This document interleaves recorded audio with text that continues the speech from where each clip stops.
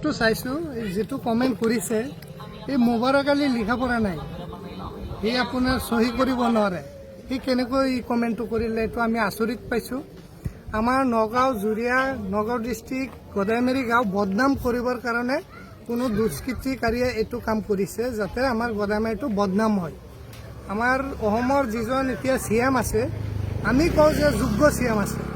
অসমৰ কাৰণে মৰাৰ দুমুকি বা বাবুকি যে দিছে এইটো মিছা কথা এইটো দুষ্কৃতিকাৰীয়ে কৰিছে নিজে তাৰ লিখা পঢ়া কিমান লিখা পঢ়া একোৱেই নাই আপোনাৰ চহী কৰিব নোৱাৰে কি কৰে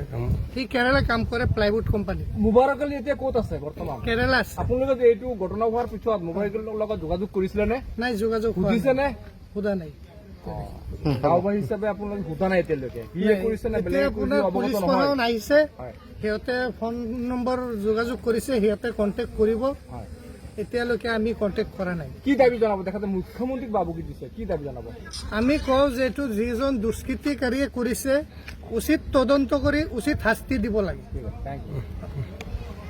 যিকোনো খবৰৰ বাবে যোগাযোগ কৰক 9181307221 আমাৰ এই নম্বৰত।